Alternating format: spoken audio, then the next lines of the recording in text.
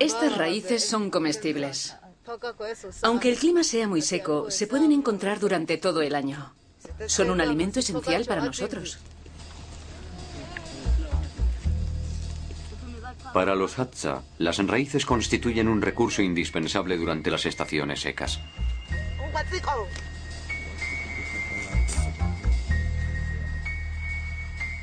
Fue en la tierra donde los musculosos parántropos encontraron una alimentación sustitutiva. Sus fósiles portan la huella de ese cambio de régimen alimenticio. Si se examinan de cerca sus molares, se observan pequeñas rayaduras en el esmalte. Sin embargo, el esmalte dental de las especies de homínidos que les precedieron era bastante liso. Los científicos creen que las marcas se deben a la naturaleza terrosa de su alimentación. Según el profesor Francis Thackeray, todavía se pueden encontrar en la actualidad raíces con las que dieron de comer a los parántropos hace 2 millones de años. Estas pertenecen a una planta llamada hipoxis. Sirviéndose de un trozo de hueso, desentierra sus raíces. Los parántropos empleaban, sin duda, una técnica similar.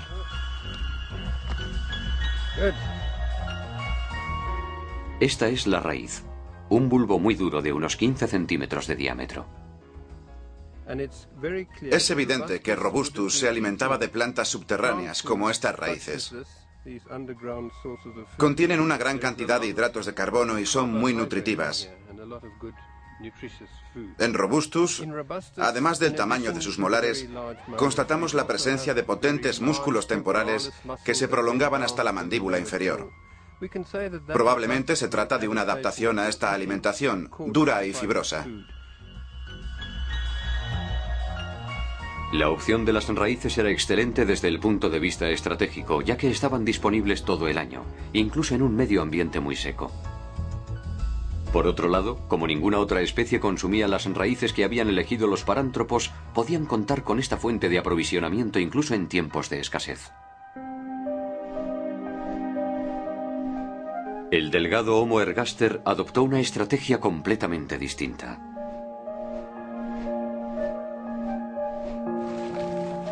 La forma de vida de los Hadza nos permite, de nuevo, imaginar el alimento alternativo por el que se decidió.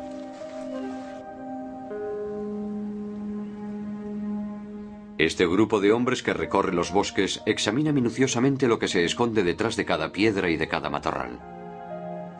¿Qué buscan?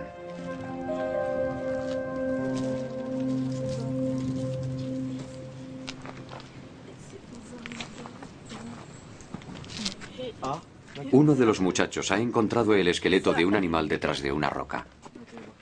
Se trata de un trozo de presa abandonada por un leopardo o por una hiena. Estos restos constituyen una parte importante de la alimentación de los Hadza.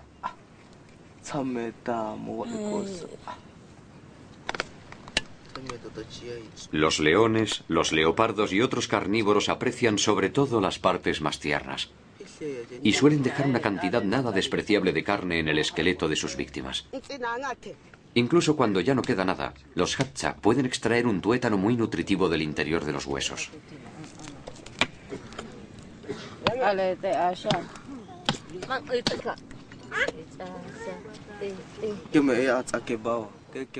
A menudo recuperamos las presas de las hienas y de los leopardos. Si descubrimos dónde esconden sus presas, es fácil apropiarse de ellas. Es mucho más sencillo que cazarlas.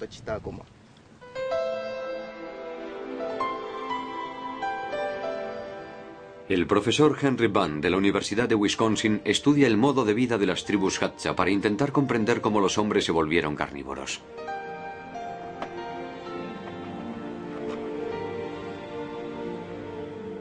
Ha examinado los huesos de los animales que habían servido de alimento a los Hadza. En la superficie se pueden observar pequeños cortes hechos al raspar la carne pegada al hueso.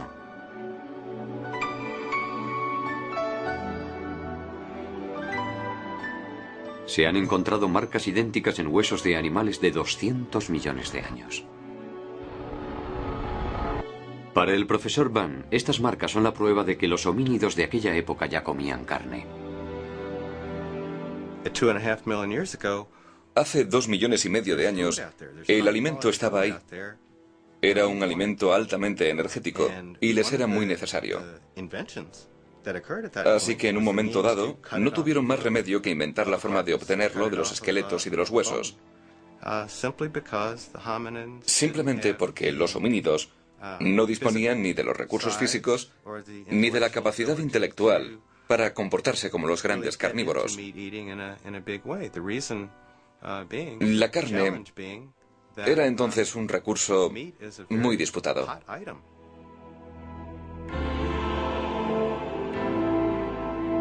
Pero los restos de las presas de los carnívoros no constituían un aprovisionamiento regular. El Homo ergaster debía recorrer largas distancias cada día para encontrarlos. Fueron aquellas largas caminatas las que sin duda estilizaron su silueta.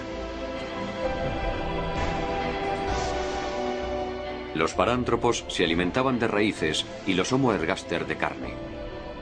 Detrás de la necesidad perentoria de estos dos tipos diferentes de homínidos se escondía un mismo instinto, el que impulsa a multiplicarse y a buscar soluciones para evitar la extinción.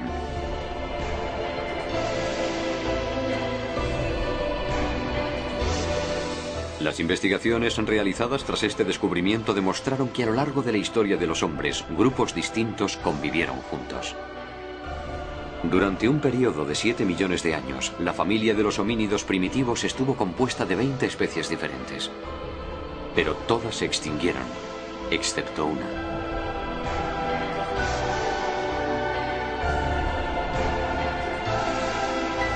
Los parántropos prosperaron durante 1 millón de años gracias a las raíces que habían convertido en su régimen alimenticio, y luego desaparecieron de golpe.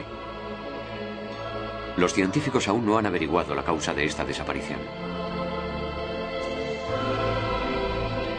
El destino de los parántropos nos enseña hasta qué punto los primeros hombres estuvieron siempre amenazados de extinción. Los humanos, como las demás formas de vida, no escaparon al ciclo clásico de expansión y de desaparición.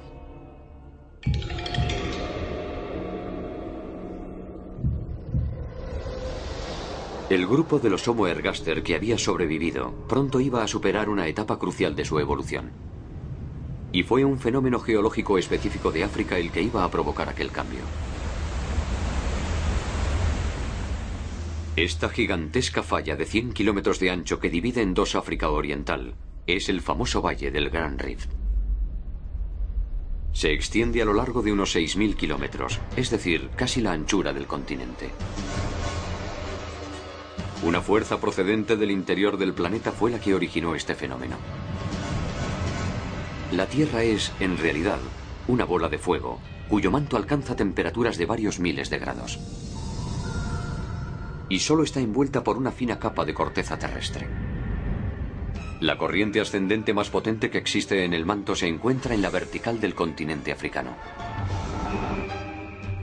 Este gráfico nos muestra las variaciones de temperatura más recientes en el interior de la Tierra. Se observa una extraordinaria columna de altísima temperatura que asciende en dirección a África. Ese penacho hizo elevar el continente con tal fuerza que la corteza terrestre se resquebrajó.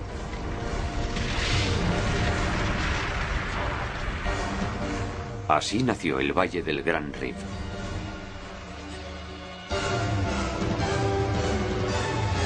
El Grand Rift dividió la inmensa llanura de la sabana en una serie de ecosistemas diferentes, lo que conllevó la evolución de todo tipo de animales en distintas direcciones.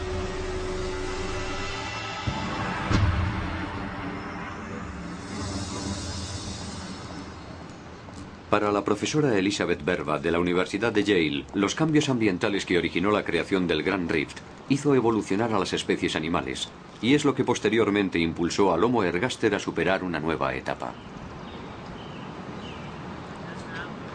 La extensión de la sabana provocó la desaparición de muchos animales que encontraban su alimento en los árboles.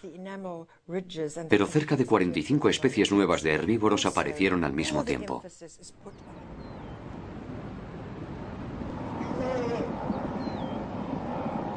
Los carnívoros, para los que la presencia de estos animales representaba potenciales presas, se desarrollaron ampliamente. Hoy se cree que la presencia de esos carnívoros jugó un papel esencial en la evolución de los homínidos.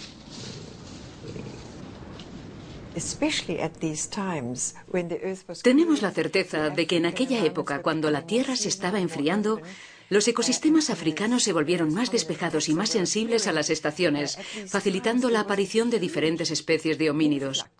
Al mismo tiempo aparecieron muchas especies nuevas de carnívoros.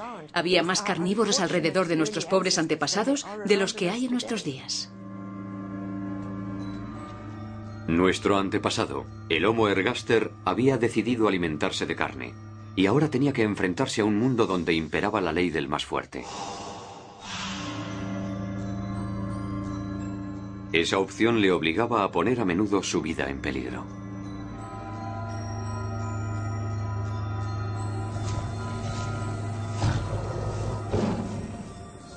El tigre dientes de sable era uno de los animales que dominaba aquel periodo.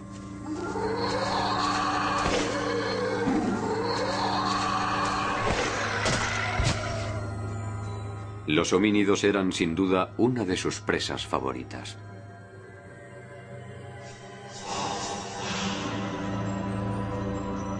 En un cráneo humano de aquel periodo se ha encontrado la huella de sus colmillos. Eso nos da una idea de la vulnerabilidad de aquellos primeros hombres a los que los carnívoros consideraban presa de caza. Pero aquella toma de riesgo indisociablemente unida a la búsqueda de carne fue también la que permitió al Homo ergaster superar una etapa crucial de su evolución. Concretamente, la adquisición de un cerebro voluminoso. Por razones desconocidas, únicamente los cerebros de las especies de homínidos que se alimentaban de carne experimentaron tal crecimiento. Los primeros australopitecos disponían de una caja craneana de unos 500 mililitros, muy similar a la de los chimpancés. Se cree que el cerebro de los primeros Homo ergaster carnívoros llegaba a los 900 mililitros, es decir, casi el doble. El de los parántropos vegetarianos que desaparecieron había conservado un volumen de 500 mililitros. Aún no se sabe con certeza por qué se desarrolló tanto el cerebro de algunos homínidos. Pero es casi seguro que el consumo de carne favoreció ese crecimiento. Nuestro cerebro es el órgano de nuestro cuerpo que consume mayor energía. Se cree que el alto contenido calórico de la carne era más apto para proporcionar esa